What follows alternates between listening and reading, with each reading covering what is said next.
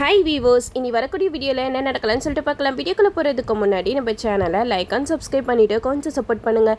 வாங்க இப்போ வீடியோக்குள்ளே போகலாம். எபிசோட் ரொம்பவே இன்ட்ரெஸ்டிங்காக போய்கிட்டு இருக்கு. நம்ம ஐலி சிவா இவங்க ரெண்டு பேருமே எப்படியாவது உதய பெருமாளை வெளியில் கொண்டு வரணும் அப்படின்னு சொல்லிட்டு எல்லா ஆதாரத்தையுமே எடுத்து கொண்டு போயிட்டு கோர்ட்டில் சப்மிட் பண்ணிடுறாங்க. அந்த மினிஸ்டரோட இறப்புக்கு காரணம் அவரோட பையன் தான் அப்படிங்கிறதையும் நிரூபிச்சிடுறாங்க. அதனால நம்ம உதய பெருமாளை ரிலீஸும் பண்ணிடுறாங்க. நம்ம உதய பெருமாள் வீட்டுக்கு ரிலீஸ் ஆகி வரும்போது எல்லாருமே ரொம்ப சந்தோஷத்தில் இருக்காங்க.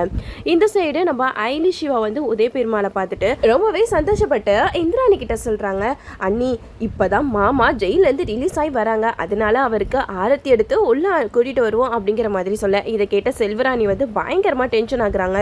என்ன ரித்திகா, ஐலி ரொம்ப ஓவரா ட்ராமா பண்ற மாதிரி தெரியல. இவ்வளோ நாளாக அவர் ஜெயிலில் இருக்கும்போது இங்கே ஜாலியாக தானே சுற்றிட்டு இருந்தா, இப்போ என்னன்னா ஓவரா சீன் போட்டுட்டு இருக்கா அப்படிங்கிற மாதிரி கேட்க, அதுக்கு ரித்திகா சொல்கிறாங்க, அவளை பற்றி உங்களுக்கு தெரியாது, அவள் எப்படி ஆளை மயக்கணும்னு ரொம்ப நல்லா கற்று வச்சிருக்கா அப்படிங்கிற மாதிரி ரித்திகா வந்து சொல்லிக்கிட்டு இருக்காங்க. இந்த சைடு நம்ம இந்திராணி வந்து சொல்கிறாங்க, ஐலி சொல்கிறது கரெக்டு தான், சித்தப்பா எவ்வளோ கஷ்டப்பட்டு எவ்வளோ நாளுக்கு அப்புறம் வீட்டுக்கு வராரு, அவருக்கு ஆரத்தி ரெடி பண்ணுங்க அப்படின்னு சொல்லிட்டு சொல்லிடுறாங்க. அப்போ நம்ம ஐலி வந்து ஆரத்தி ரெடி பண்ணும்போது ரித்திகா சொல்கிறாங்க, இங்கே பாரு ஐலி, இந்த வீட்டோட மருமக யாரு, நீயா? நீலாம் கிடையவே கிடையாது, நான் தான் இந்த வீட்டோட மருமக, அதனால நான் தான் ஆரத்தி ரெடி பண்ணுவேன் அப்படின்னு சொல்லிடுறாங்க. அப்போ நம்ம ரித்திகா ஆரத்தியெல்லாம் கையில் வச்சுட்டு ரெடியாக இருக்காங்க. அப்போ நம்ம உதய பெருமாள் வந்து வீட்டு வாசலில் நின்றுட்டு நம்ம ஐலியை தான் பார்க்குறாங்க.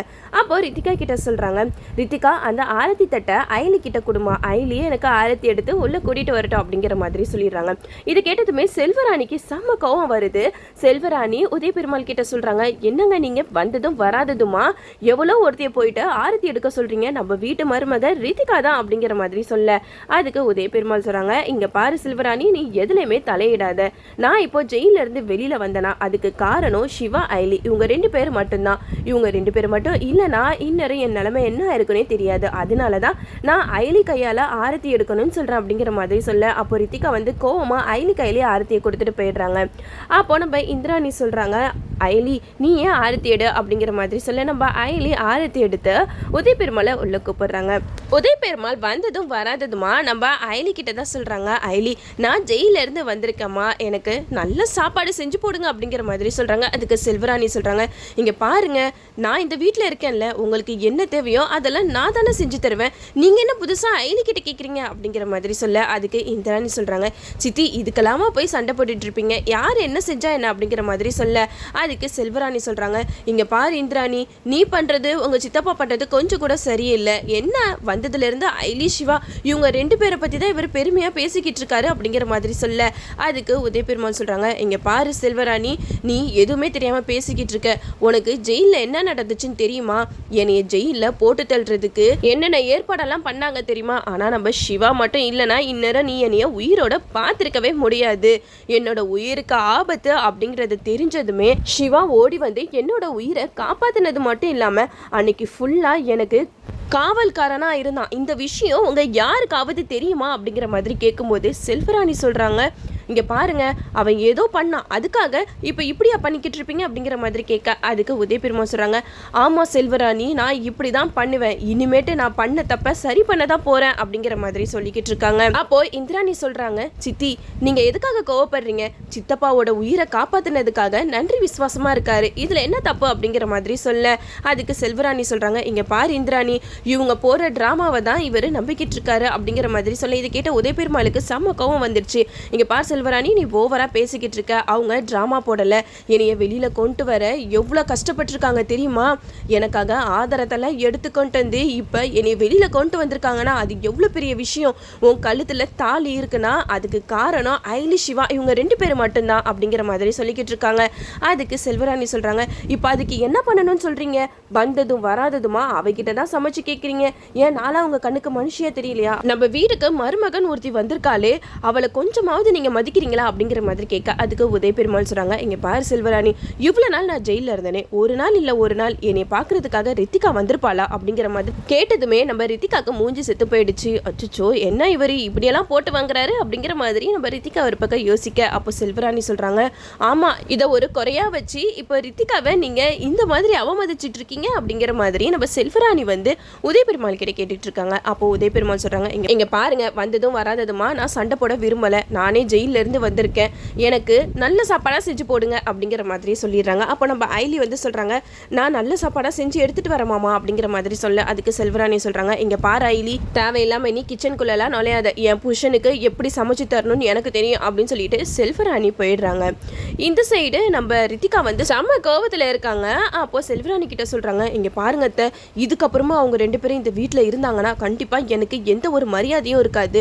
ஒழுங்காக அவங்கள வீட்டை விட்டு இப்போமே அனுப்பிச்சிருங்க. அதான் மாமா வந்துட்டாருல, இதுக்கப்புறம் எதுக்காக அவங்க இந்த வீட்டில் இருக்கணும், இப்படியே காரணம் காட்டி எவ்வளோ நாள் தான் இவங்க இங்கே தங்கிட்டு இருப்பாங்க அப்படிங்கிற மாதிரி நம்ம ரித்திகா வந்து செல்வராணி கிட்ட சொல்லிக்கிட்டு இருக்காங்க. இது கேட்டதுமே செல்வராணி வந்து உதயபெருமாள் கிட்ட சொல்கிறாங்க, இங்கே பாருங்க உங்ககிட்ட நான் ஒரு விஷயம் சொல்லணும். அதான் நீங்கள் ஜெயிலேருந்து வெளியில் வந்துட்டீங்கல்ல, இதுக்கப்புறம் எதுக்காக ஐலி சிவா இவங்க 2 பேரும் இந்த வீட்டில் இருக்கணும், இப்போ நீங்கள் ஜெயிலில் இருந்ததுக்கு காரணமே இவங்க 2 பேர் தான் அப்படிங்கிற மாதிரி நம்ம செல்வராணி வந்து போட்டு உடைச்சிடுறாங்க.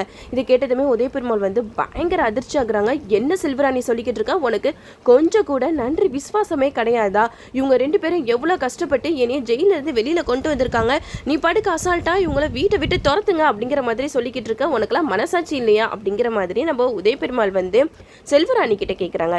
இதெல்லாம் கேட்டதுமே நம்ம செல்வராணி சொல்கிறாங்க, போதும் அவங்க இந்த வீட்டுக்கு நல்லது செஞ்சதெல்லாம் போதும், இனிமேட்டு நம்ம வீட்டில் இருக்கிறவங்களாம் சந்தோஷமாக இருக்கணும்னா இவங்க 2 பேருமே இந்த வீட்டில் இருக்கவே கூடாது அப்படிங்கிற மாதிரி சொல்லிக்கிட்டு இருக்காங்க. இதை கேட்டதுமே உதயபெருமாளுக்கு என்ன பண்ணுறதுனே தெரியல. தான் பெத்த பையன் என்னைய எவ்வளோ ஆபத்துலேருந்து காப்பாற்றிருக்கான், ஆனால் எல்லாரும் சேர்ந்துட்டு இவனை வீட்டை விட்டு துரத்துங்கன்ட்டு எதிராக பேசிக்கிட்டு இருக்காங்களே அப்படின்னு சொல்லிட்டு உதயபெருமாள் வந்து என்ன சொல்கிறதுன்னு தெரியாமல் அப்படியே வாய் அடிச்சு போயிட்டு நிற்கிறாங்க. அப்போ நம்ம இந்திராணி சொல்லிக்கிட்டு இருக்காங்க, என்ன சித்தி இப்படியெல்லாம் பேசிக்கிட்டு இருக்கீங்க, வந்ததும் வராததுமா, எதுக்காக இவங்க 2 பேத்தையும் வெளியில் அனுப்புறத பற்றியே பேசிக்கிட்டு இருக்கீங்க அப்படிங்கிற மாதிரி சொல்ல, அதுக்கு செல்வராணி சொல்கிறாங்க, இங்கே பாரு இந்திராணி, இதுக்கு மேலே இவங்க 2 பேரும் இந்த வீட்டில் இருந்தாங்கன்னா அடுத்து யார் ஜெயிலுக்கு போவா, யாருக்கு என்ன ஆகும் அப்படிங்கிறத நம்மளால யோசிக்க கூட முடியாது அப்படின்னு சொல்லிட்டு செல்வராணி வந்து இந்திராணி கிட்ட சொல்கிறாங்க. இதெல்லாம் கேட்டுட்டு இந்திராணி என்ன பண்ணுறதுனே தெரியல, குழம்பி போய் நிற்கிறாங்க. அப்போது செல்வராணி, ரித்திகா, கபிலன் 3 பேருமே சொல்லிக்கிட்டு இருக்காங்க, இங்கே பாருங்க இவங்களை ஃபஸ்ட்டு வீட்டை விட்டு துரத்துங்க, இல்லைனா நடக்கிறதே வேற அப்படிங்கிற மாதிரி சொல்ல, இதை கேட்ட உதயபெருமாள் வந்து பயங்கரமாக கத்துறாங்க, போதும் எல்லாரும் நிறுத்துறீங்களா, ஆனா அவங்க 2 பேத்தையும் வெளியில் துரத்துங்கன்னு சொல்கிறீங்கல்ல, சரி சிவா ஐலி இந்த வீட்டில் இருக்கக்கூடாது அவ்வளோதானே, அவங்க கூட நானும் போகிறேன் அப்படிங்கிற மாதிரி சொல்லிடுறாங்க. இது கேட்டதுமே செல்வராணிக்கு தூக்கி வாரி போட்டுருச்சு. அப்போது செல்வராணி வந்து உதயபெருமாள் கிட்ட கேட்குறாங்க, எதுக்காக நீங்கள் இப்படி சொல்கிறீங்க, அவன் யாரோ பெத்த பையன், அனாதை பையனுக்காக நீங்கள் இந்த வீட்டை விட்டு போகணுமா அப்படிங்கிற மாதிரி செல்வராணி வந்து உதயபெருமாள் கிட்ட கேட்க, உதயபெருமாளுக்கு சிவாவை அனாதை பையன் அப்படின்னு சொன்னதை கேட்டதுமே பயங்கர கோவம் வந்துடுச்சு. அப்போ உதயபெருமாள் சொல்கிறாங்க, இங்கே பாரு செல்வராணி, அவன் இன்னும் அனாதை கிடையாது, அவனுக்கு அப்பா நான் இருக்கேன் அப்படிங்கிற மாதிரி நம்ம உதயபெருமாள் சொல்ல, இது கேட்ட செல்வராணிக்கு பயங்கரமாக ஷாக்கிங்காக இருக்கு. இதுக்கப்புறம் நம்ம சிவாவை பற்றின உண்மை எல்லாத்தையுமே உதயபெருமாள் வெளிப்படையாக சொன்னால் மட்டும்தான் எல்லாத்துக்குமே சிவாவை பற்றின உண்மை தெரிய வரும். நம்மளும் வெயிட் பண்ணி பார்ப்போம். ஓகே வீவர்ஸ், இந்த வீடியோ உங்களுக்கு பிடிச்சிருந்தா லைக் பண்ணுங்கள், மறக்காமல் நம்ம சேனலை சப்ஸ்கிரைப் பண்ணிடுங்க.